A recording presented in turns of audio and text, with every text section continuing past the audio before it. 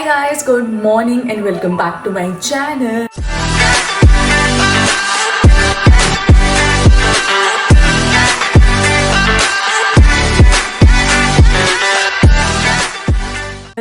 अभी बज रहे हैं सुबह के 7:30 और इट्स संडे टुडे और मैं अपेरेंटली जल्दी उठ गई हूँ संडे के हिसाब से बट आई डोंट नो नींद पूरी हो गई तो मैं उठ गई. He is not home, he has gone outside for some physical activity और मैं उठ गई हूँ. मैंने उठ के एलोवेरा जेल लगाया है बिकॉज थोड़ा ड्राई फील हो रहा था.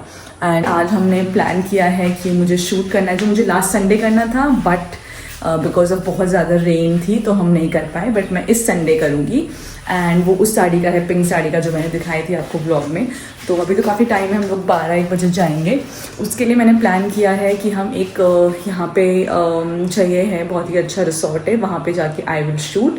We will have lunch there and वहाँ हम शूट की. थोड़ा बहुत संडे है, थोड़ा बहुत डस्टिंग कर लेती हूँ एंड अरेंज एंड सब कर लेती हूँ and then I wait for him and then will have breakfast. This is the sari और मेरे पास क्लोजेस्ट पेटीकोट ये है एंड ये चला जाएगा, मतलब अभी फ़ोन में थोड़ा ऐसा लग रहा है but it's going. And people who मुझे इंस्टाग्राम पे पूछा है कि आप पेटीकोट क्या पहनते हो एंड ऐसे, क्योंकि मेरा साड़ी अच्छे से बनती है, वो वीडियोज़ में दिखता है बट मैं पेटीकोट सिलवाती हूँ. आई हैव नेवर वोन वो रेडीमेड वाले या फिर वो अंदर जो आते हैं, क्या बोलते हैं उनको, मुझे बिल्कुल याद नहीं आ रहा बट मैंने वो वाले ने, मुझे वो अनकंफर्टेबल लगते हैं और वो मुझे पेटीकोट वाली फीलिंग नहीं देते हैं. मतलब पेटीकोट से क्या होता है, like it's very comfortable also and sari का रियल उस पर लुक उसी से ही आता है. तो मैं और स्टिच करवाती हूँ. जो हम रेडीमेड भी पेटीकोट मिलते हैं वो भी नहीं आते मुझे बिकॉज वो यूजुअली स्टैंडर्ड साइज़ होता है या लार्ज साइज़ होता है. मुझे ए लाइन फिट चाहिए होता है. आप ए लाइन फिट बोल सकते हो, थोड़ा ऊपर से टाइट हो गया और नीचे से नॉर्मल होगा तो उससे अच्छा फिट आता है. That's our Sunday morning breakfast as usual. My favourite poha and friends, because यही ऐसा चीज़ है जिस पे हम देख सकते हैं बिना मतलब बिना अग्री करके, क्योंकि इसमें सोचना नहीं पड़ता है क्या देखें. ऐसे तो मैं व्लॉग्स देखती हूँ हम दोनों ही, बट जो भी व्लॉग जिसके देखते हैं उनके हम देख चुके हैं ऑलरेडी, जैसे फ्लाइंग बीस, ज्योतिका. तो अब सोचा ये देख लेते हैं. संडे तो मैंने थोड़े कपड़े धोए हैं एंड वैसे तो यहाँ पे नहीं है मशीन, मैं हाथ से ही धो रही हूँ but I don't mind. A few moments later. I am all ready. This is my look.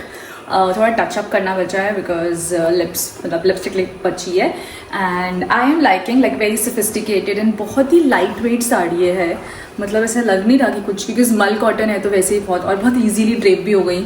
मतलब मैं एक ही पिन लगाती हूँ अपने साड़ीज़ पे, वो यहाँ पे शोल्डर पे. मैं प्लेट्स पे नहीं लगाती हूँ, पता नहीं बहुत रेयरली लगाती हूँ.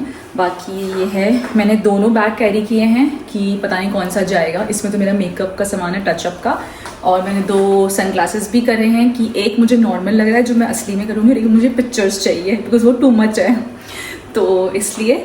सो I am ready, he is also ready. वो कार लेके आ रहा है, then will go. It's quite sunny तो I will be sweating a lot but it's Sunday. I want to shoot, I want to eat, so let's go. I am so hungry. Hi guys. मैं vlog करना बिल्कुल भूल गई हूँ. हमने brunch भी कर लिया, सब कुछ खा लिया 2-3 बार और अब जब मैं कंटेंट ले रही हूँ, जब तेरा पेट भर जाता तब याद आता तेरे को ब्लॉग करना है. नहीं, वो जब फ़ोन में कंटेंट शूट कर रही होती हूँ ना इंस्टाग्राम के लिए, तो यूट्यूब के लिए भूल जाती हूँ. उसके लिए मुझे अब नया फ़ोन खरीदना पड़ेगा. वैसे ये है, ये देखो guys, classic so pretty. Cycles भी हैं. Later. We came back. मुझे थोड़ा सा टाइम हो गया, मैंने चेंज नहीं किया. मैं लाइव चली गई थी इंस्टाग्राम पे और मैंने ये प्रोटीन बार खाई योगा बार से. पता नहीं क्यों मुझे ऐसी भूख लग रही थी, ऑल्दो हम लंच करके आए थे हैवी, बट अब टाइम हो गया लाइक 5:30-6 बजे. थोड़ा मैंने आधी खा लिए, आधी वो खा लेगा. अब मैं अपना आउटफिट और होलिया, मतलब आउटफिट चेंज करूँगी, होलिया सुधारूँगी, नॉर्मल पजामे में आऊँगी. एंड बहुत ही प्यारी साड़ी है. इतना कुछ शूट तो नहीं कर, मतलब यूट्यूब के लिए नहीं दिखा पाई बट बहुत ही सुंदर साड़ी है. अब बस मैं चेंज करती हूँ, मेकअप हटाती हूँ बिकॉज बहुत देर हो गई है. एंड उसके बाद let's see, you know, I just watch something on TV because मेरा आराम से ऐसे मन है कि आराम से संडे एंजॉय करें. और अगर नहीं तो वैसे वॉक पे चले जाएंगे, अभी अच्छा मौसम हो जाता है, but let's see, according to he still busy like with some work, तो लेट्स सी क्या प्लान होता है। पहले मैं चेंज करती हूँ, will see you Tomorrow. Good morning guys, it's the next day. आज मंडे है। कल मैं व्लॉग की एंडिंग करना भूल गई, तो आई थॉट कि वही व्लॉग कंटिन्यू करते हैं। वैसे भी you guys love my long vlogs. अभी बस मैं वॉक जॉग करके आई हूँ लाइक 20 मिनट्स का, और थोड़ा बहुत मैंने स्ट्रेचिंग किया था, और अब मैं वही घर का नॉर्मल काम। मुझे ये टी शर्ट के बारे में बताना था। ये बहुत ही सही टी शर्ट है, मैंने शायद इंस्टाग्राम स्टोरी पे तो डाला होगा। ये इंस्टाग्राम पेज से है, शॉप टीम या पता नहीं, मैं यहाँ पे डाल दूँगी। और बहुत अच्छी है, बहुत ही अच्छी फिट है। मतलब मैंने H&M की ट्राई कर रखी है, मैंने और भी स्पोर्ट्स वाली ट्राई कर रखी है, बट मुझे इतना अच्छा फिट नहीं आता है। यहाँ लाइक यहाँ तक स्लीव्स है, और ऊपर भी नहीं होती, इधर उधर भी नहीं होती, वेरी बॉडी हार्डनिंग। तो यू कैन बाय, और वेरी रीजनेबल भी थी, आई थिंक 700 or 800।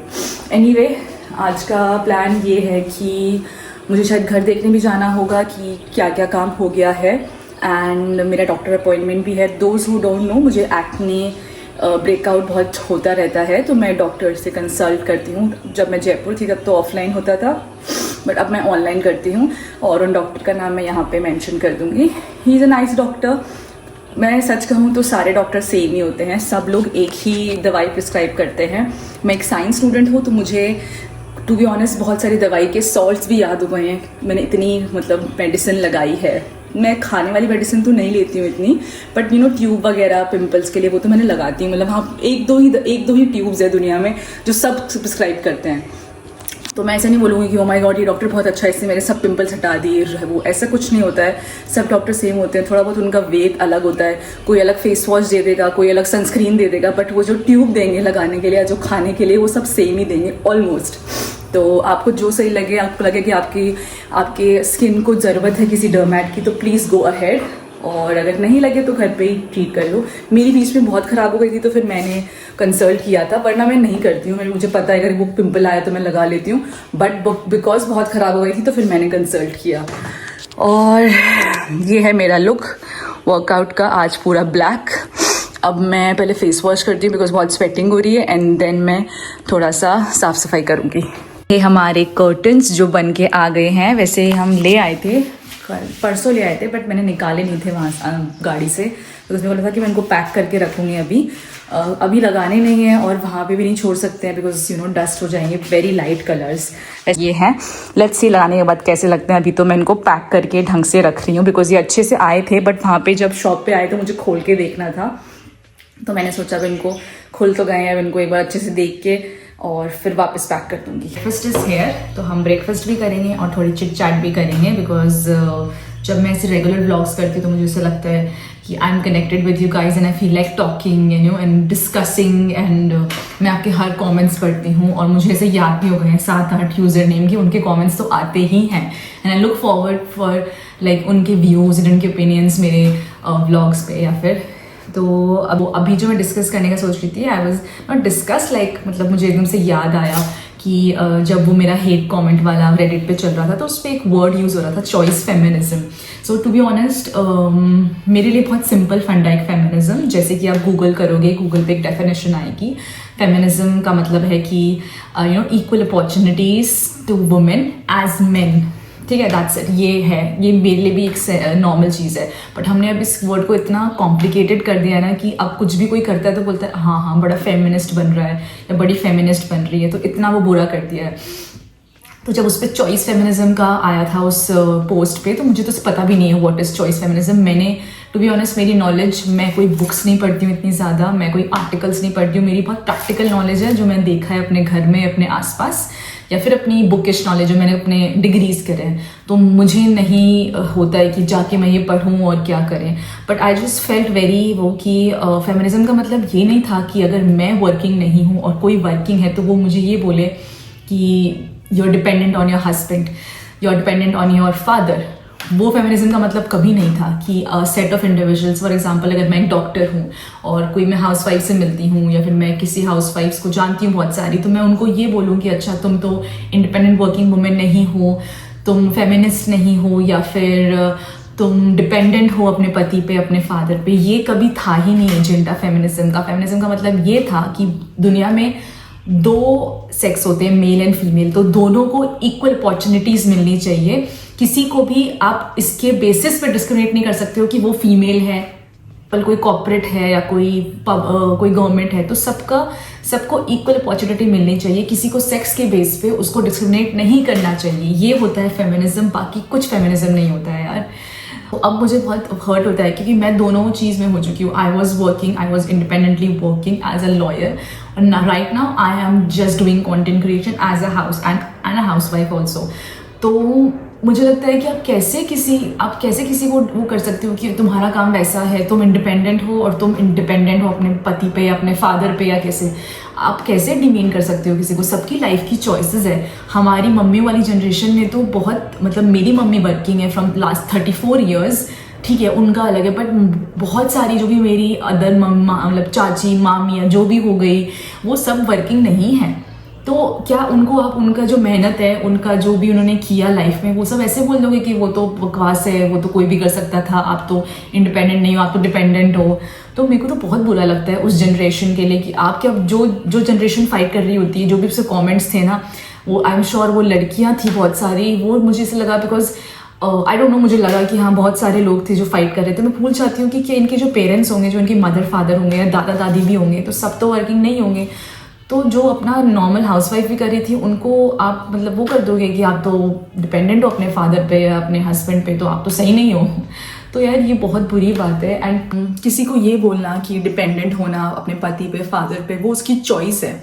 आप ऐसे उसकी चॉइस को क्वेश्चन नहीं कर सकते हो।